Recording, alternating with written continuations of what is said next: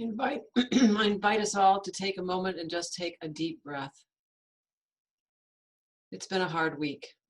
I'm grateful for the staff that I work with at Northwest Unitarian Universalist Church.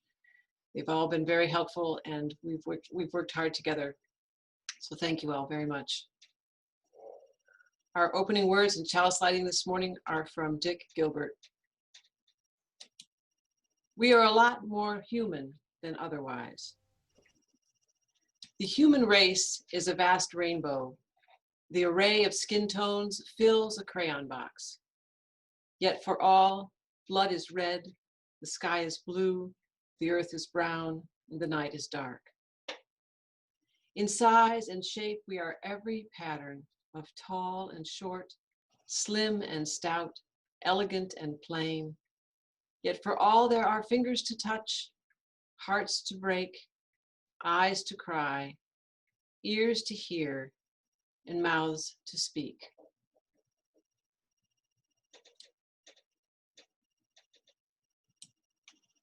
In tongue, we are a tower of Babel, a great jumble of voices grasping for words, groping for ways to say love, peace, pity, and hope. Faiths compete, claiming the one way. Saviors abound, pointing to salvation. Not all can be right, not one. We are united by our urge to search. Boundaries divide us, lines drawn to mark our diversity, maps charted to separate the human race from itself. Yet a mother's grief, a father's love, a child's happy cry, a musician's sound, the artist's stroke, batter the boundaries and shatter the walls. Strength and weakness, arrogance and humility, confidence and fear, we live together, each one, reminding us that we share a common humanity. We are more human. We are all more human than otherwise. At this time, we'll take our morning offering. This is the last Sunday of our support for We the People of Detroit through our split plate offering. There are various ways to contribute. You can send a check to the office, go to our website at northwestuu.org and click on the donate button, or text to 248-574-8034 with the amount of donation and the keyword plate. The rummage sale is a real thing on the Friends Facebook page. Thanks to Sally Young and Beata Lamparski, there are 5 items posted each week. Sally's number is there, so you can call her to get the item you want. Free delivery. We're going to try something fancy for Flower Communion on June 14th. We're going to make a communion video. Please record yourself passing the flower from the left of your screen to the right of your screen. Send that video to Alex or any of us, and we'll be glad to get it to Alex. And he will create a video of us passing flowers to each other. Still send your photos of yourself with flowers as well. We are planning a flower-filled service. If you're new or visiting with us today, I invite you to add your email address to the chat box. We can then reach out to you to welcome you and answer any questions you might have. We're glad to have visitors, and it's great to be able to connect with you. At this time, we've set aside some time for joys and sorrows. So I invite you, if you have a joy or sorrow, to raise your hand. Alex will call on you and unmute you. Blessed be. Our first hymn this morning is number 124, Be That Guide. Immediately following that, there will be the message for all ages.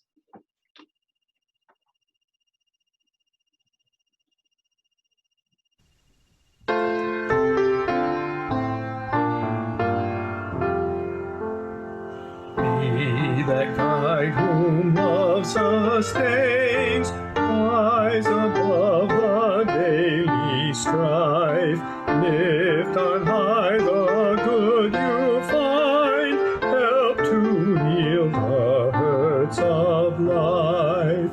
Be that helper nothing daunts, doubt a friend or taunt a foe, ever strive for liberty, show the path that life should go. Be that builder astray be. Through all ages they are right, though they build in agony. Be that teacher faith directs, move beyond the old frontier, though the fright and fear that faith be tomorrow's pioneer.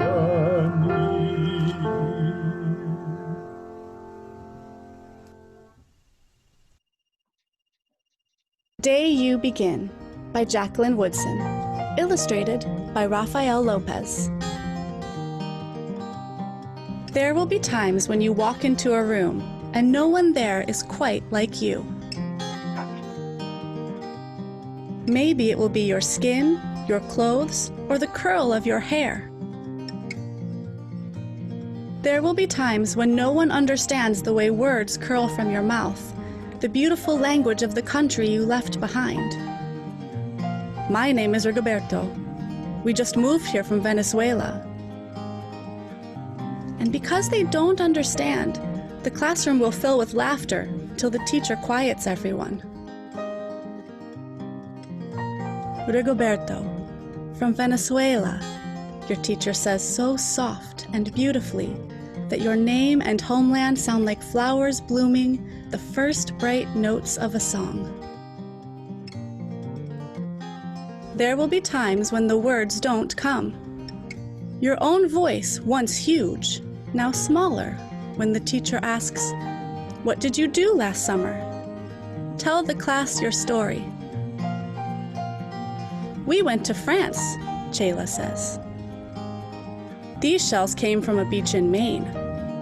A boy named Jonathan holds out a jar filled with tiny shells so fragile they look like they'll turn to dust in your own untraveled hands. My whole family went to India, Spain, South Carolina. Each souvenir a small triumph of a journey, their travels going on and on.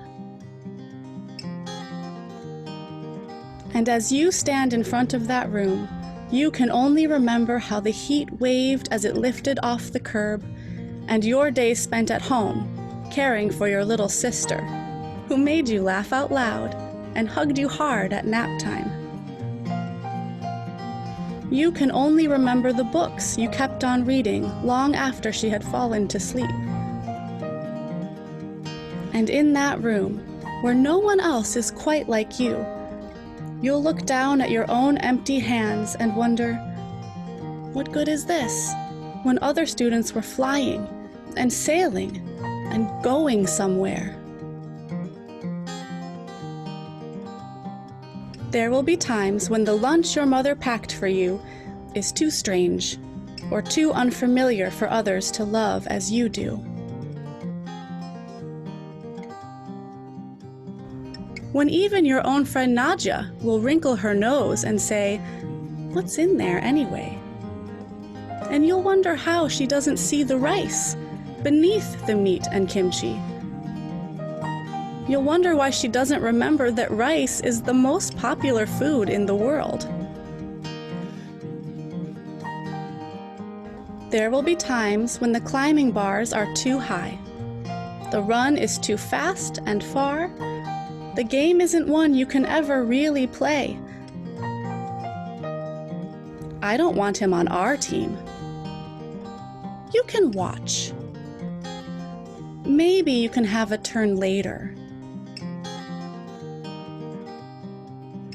There will be times when the world feels like a place that you're standing all the way outside of.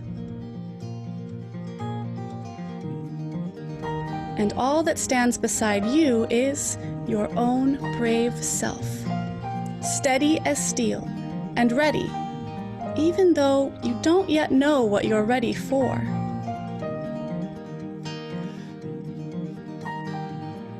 There will be times when you walk into a room and no one there is quite like you, until the day you begin to share your stories.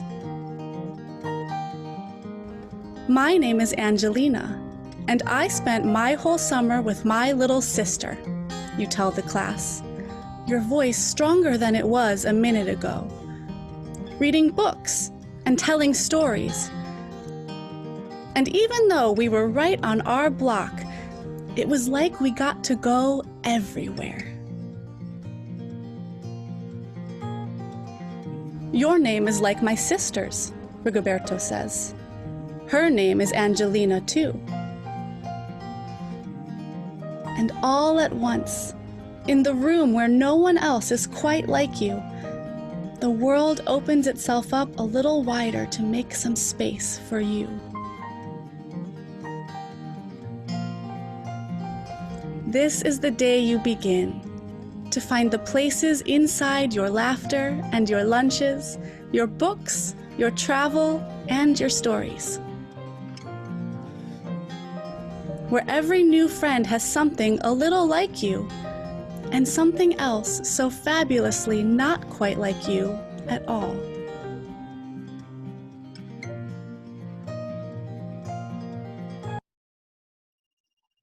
Our meditation this morning comes from Reverend Linda Susan Ulrich, titled Open Up the Doors. Open up the doors. Push on the looming wooden arches embroidered with ironwork. Brace shoulders against the weight of history unmoved. Slough off the musty smell of unused joy and stored up sorrow. Knock the rust off the hinges if you have to, and let your breath precede you inside. Open the doors more. Make room for a shaft of sunlight to cross the threshold. Give the dust motes something to dance about. Peek through a single slice of possibility and name even the half-hidden truths you see. Open the doors wider still. Pour yourself through the gap. Strut or sneak or sidle as it suits you best. Cleanse whatever scrapes catch your skin and bind up the wounds that keep you from entering whole. Open the doors as far as they will go. Draw on the strength of the stones beneath you. Ground yourself in a firm sense of who you are. Stand as a beacon, welcoming the next seeker, and shine far beyond the lintel and sill. Open all that you are. Heightened and deepened your connections to the world around you. Broaden your definition of neighbor. Grow into the largest target for grace that you can muster. And pray to become a gateway for even greater love and compassion. Open up the doors, my friends, lest we keep the stranger out and condemn ourselves to prisons of our own making. Our reading is titled Transcending Boundaries by Yvonne Sion. When I was a child, I would stand and gaze at the starry firmament and contemplate infinity. As I stood there, the boundary that is time dissolved. I expanded my spirit to fill the boundary that is space. My being stilled and all fear and anxiety disappeared. Forgotten were the chores, the homework, the ordinary around me. Transcending boundaries was fun in those days, but as I reached adulthood, it became more difficult. More and more, the world was with me as I did chores and homework. More and more, my own fears were with me as I encountered others. More and more, I was aware of the boundaries of race, sex, age, and class. I felt myself cringe as the bantering youth in the street came near me. I felt myself become tearful as I encountered a senior citizen living with pain or the limited choices of a fixed income. I felt myself become angry as I was subjected to the indignities of being rejected by others because I'm Black, because I'm a woman, or because of the blind person or the openly gay person I was with. I felt myself become unwilling to acknowledge my oneness with the addicted person who is my friend, or the homeless people sleeping on the benches in the park. Today, transcending boundaries is hard work. For one thing, I've created many more of them since I was young, and I feel them higher and stronger than they once were. For another thing, I am much more self-righteous and much less humble than I was. Sometimes, while at my best, I remember the other. I distinguish from myself, could be me in another time, another place, another circumstance. And then I remember the words of a colleague who observed that this is my racism, my sexism, my homophobia that I am called to address. So I take a few deep breaths and begin to release the fears that are the boundaries between me and my fellow human beings. The choir has a piece for us. Ken, would you like to introduce it?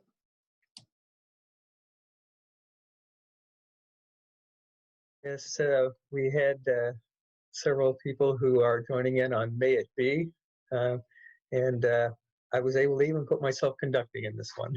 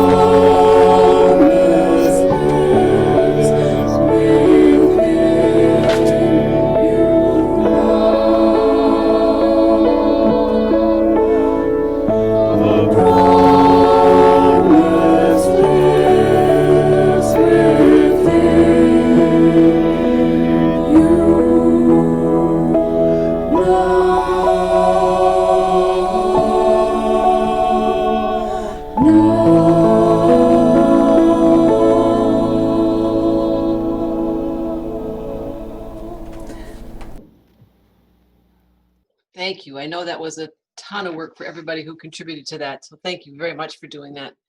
Really appreciate the chance to see our wonderful choir and hear their beautiful voices.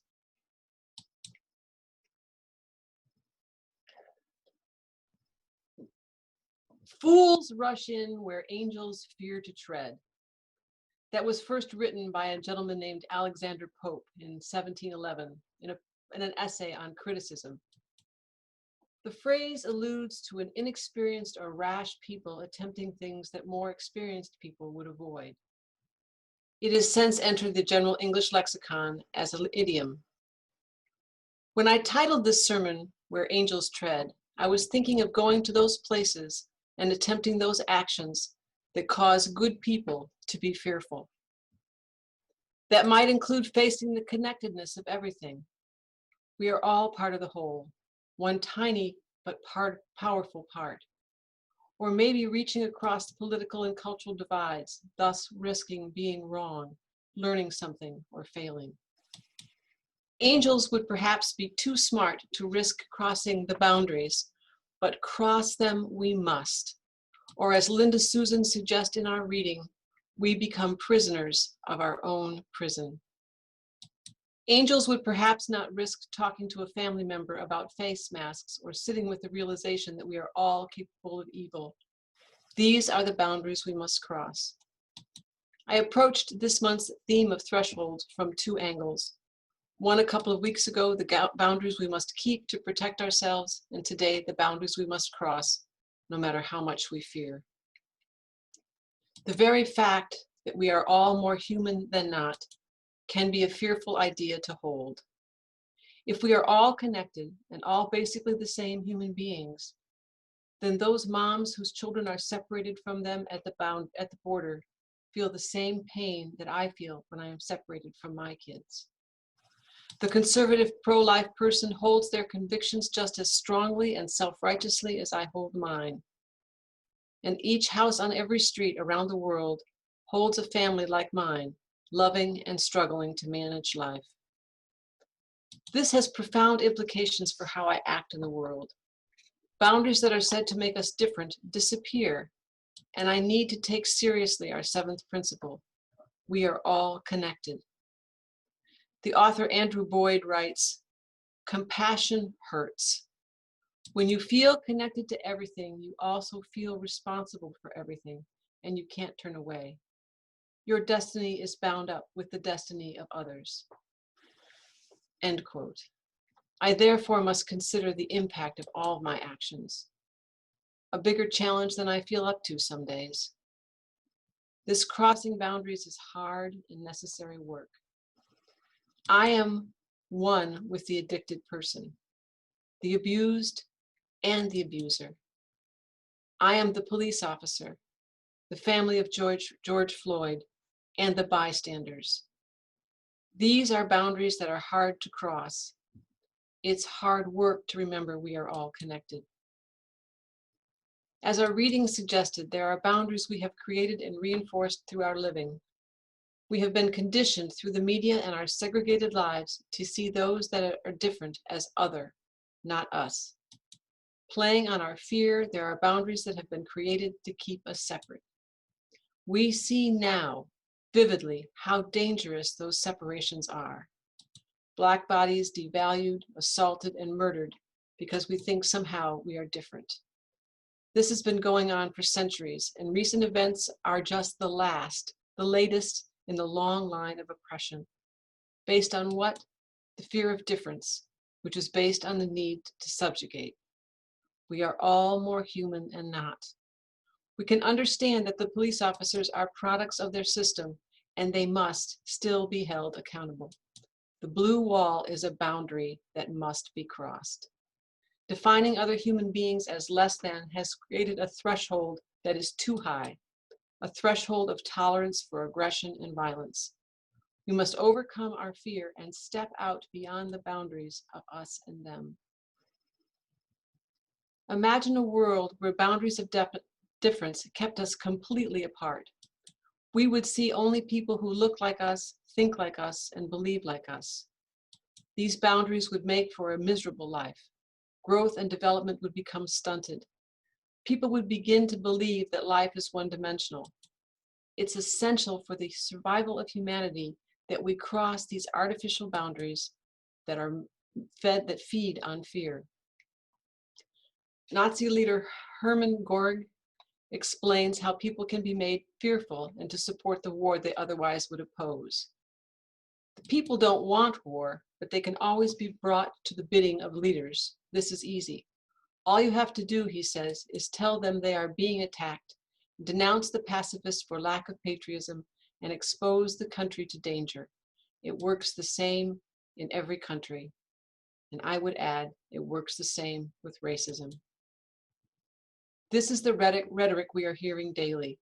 We need to be afraid. We need to be afraid of people, and I'm not going to repeat the words that are said. We all know what they are, why we should be afraid. Even our logic can be overcome by this constant barrage that we must fear the others.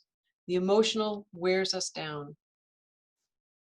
The first step to breaking down these barriers is to face our fears.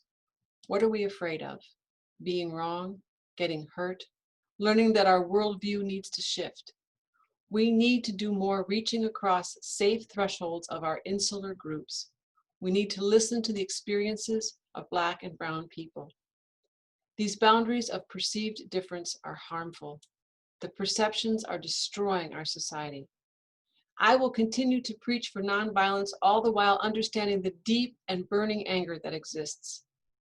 Anger is a secondary emotion ignited by a feeling of fear for your very life. Fear, once again, the agent of destruction. Sadly, it seems that protests must become a credible threat for those in power to listen. These words posted by Susan Hansen of Martin Luther King Jr. echo through my head. A riot does not develop out of thin air. A riot is the language of the unheard. Large segments of white society are more concerned about tranquility in the status quo than about justice, equity, and humanity. End quote. I'm not suggesting we put ourselves in harm's way to cross boundaries. That's why my first sermon was on boundaries we need to keep.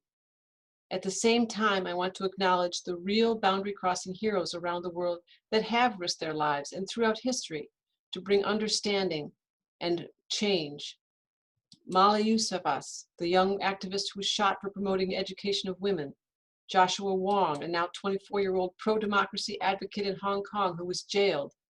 Autumn Pelter, a 15-year-old international advocate for clean water who spoke truth to power at age 8 when she spoke to the Prime Minister of Canada. Each of these young people faced their fears and crossed a boundary. They and hundreds like them step across thresholds placed in their way and truly take risks. The demonstrators who take to the streets show us the way forward. Unfortunately, disruption will be the rule of the day until things begin to change. What I am suggesting is that we each do our part to begin the process of spanning the rifts in our world. Continue to educate yourself. Read. The church newsletter will begin to have resources each week for you to look at and ponder and talk to one another about. Ask questions respectfully. Remember, people of color have been living this nightmare for centuries. White surprise only belies the reality. Understand we will never be colorblind. That's not a thing. We must learn to value difference. We can cross through our fears and learn about those that are different than us. Talk to the disconnected. Listen even when it's hard. We must go where angels fear to tread. Our world depends on us. Namaste.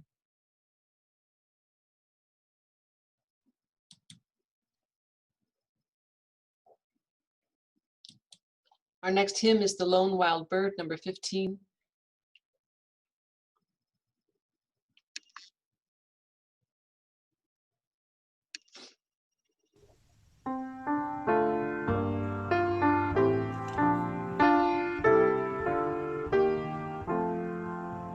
The lone wild bird in lofty flight is still with thee, nor leaves thy sight.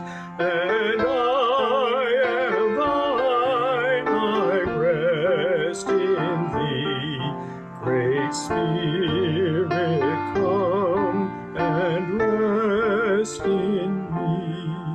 The ends of earth are in thy hand, the seas dark, deep, and far off land. And I am thine, I rest in thee. Great Spirit, come and rest in me.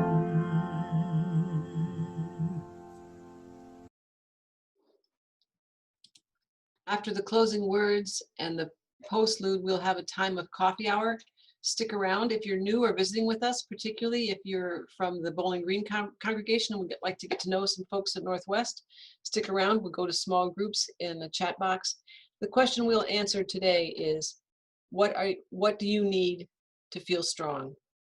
What do you need to feel strong? That's our question for the chat after this, for the coffee hour. Our closing words are also by Dick Gilbert. By our presence here with one another, hearing the harmony that is the music of the spheres, may some of the harshness and discord of our human lives be transmitted into music. A new song in our hearts may there be, a new harmony in our beings. For that we shall return to our several duties with fresh courage.